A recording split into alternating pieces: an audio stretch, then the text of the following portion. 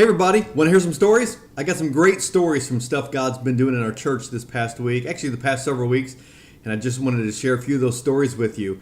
Some great God stuff's happening that just needs to be told. So for the past several weeks, you've probably been hearing about our egg drop and Easter services coming up, and God's really been providing for some of that. In the past 2 weeks, we've had tons of community sponsors come on board. Different businesses and folks from the community have come on board to help fully fund this event, and they're jumping on. We've got some great sponsors that are giving money and Easter eggs and tents and trash cans and all kinds of stuff, and it's been a lot of fun just seeing the community around us from outside of our church get involved and support. And so that egg drop, it's going to be huge, and it largely in part to our church, of course, but also to a lot of area companies that are participating. So you can go on our Facebook page and see all about that, but there's some great stuff happening. One cool story happened today.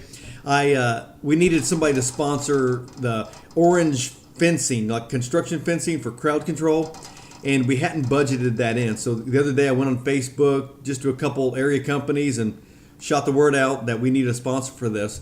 Well, a guy from Talk to Tucker Realty contacted me back, and he said that he'd love to sponsor that and pay for that for us.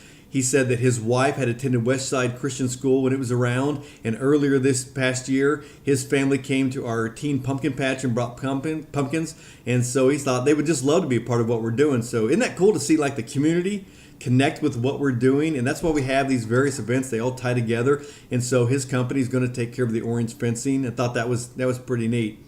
On another note, earlier this week, a member of our church connected us with a member outside of our church, somebody who doesn't come to our church. I don't want to give the whole story because they want to remain anonymous, but long and short of it is this, that they donated three 60-inch, those big flat screen TVs for a church so we can use them. We're going to put them in the welcome centers. I guess the welcome centers, we got to work out the logistics where we can show video announcements for missions and for church stuff and all kinds of great stuff. So it's going to be a lot of fun putting those up, and a great tool for our church to communicate, especially beyond Sunday throughout the week when people are in the building. They can connect with us and we can use that to our advantage. So that's pretty cool that somebody that doesn't even come to our church donated those. And then later that day, somebody from inside our church donated a very nice, high caliber, high dollar HD video camera so we can begin to stream our services. There are 2 million people in Indianapolis. On any given Sunday, 1.6 million of them are not in a church building. And most of those are not going to go to a church building. So we want to figure out a way to stream our services out there so people can at least hear the gospel. Or people who can't even get out of their homes. So great answer to prayer that God provided for us in that way, and not a little one, a really big, nice one. So that's pretty cool. So we're going to be working on getting that going pretty soon here too. Then I had another meeting Wednesday, another meeting Wednesday, and this has been ongoing, but it kind of landed more significantly Wednesday. You know, we're putting in soccer fields on our west lot. It's like 15 acres to the west of us that we own. That is just kind of bare grass, got some remnants of some old soccer or softball fields on it. Well, I mentioned that to the church recently, and a member of our church works and is part owner of a landscaping company. Anyways, right after Easter, after our egg drop, they're going to come over and they're going to use some big equipment to completely scrape that field, all except for a portion of it, I suppose. And they're going to scrape all the grass off, all the weeds off, and for the purpose of getting it completely flat.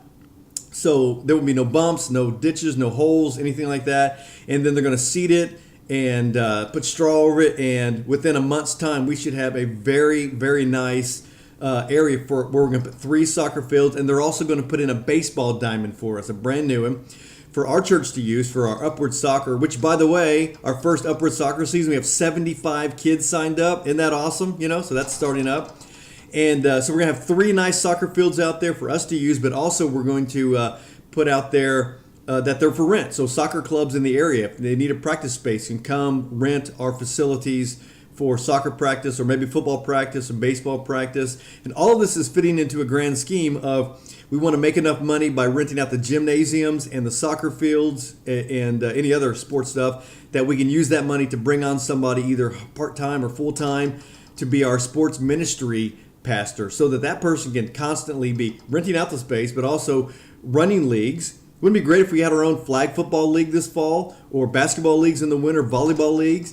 And so they were running this, and they're ministering into those people's lives in our community. Sports is just a huge way to reach the message of Jesus into people's lives. So that's kind of cool that that's all happening. It's going to cost us nothing to get that going. Isn't that cool? Then also, what else I got here? So anyway, some great stories. I just wanted to share those with you. They beg to be told. I got 3 more people wanting to be baptized. That's pretty cool. This morning at men's group, there were some new guys there that hadn't been there before, and that's swelling. So a lot of great stuff's happening. And all this encourages my heart. I hope it does yours as well. But it tells me a couple things that are important. One, we have a big vision, and people are catching on to that vision. Not only people inside our church, but people inside our community. And isn't it great to know that the vision that we have is beyond us? What we are accomplishing these days is bigger than our church, so much bigger than our community is actually getting involved to make it happen. So clearly we have a great vision that God is being honored, and God is sending resources to make it all happen. It also speaks to unity, I think.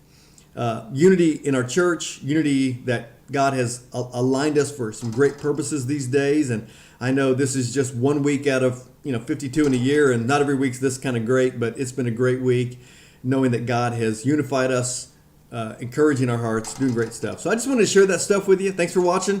Have a great day. Hey, and I'll see you Sunday. Bring somebody with you. It's going to be a great time together.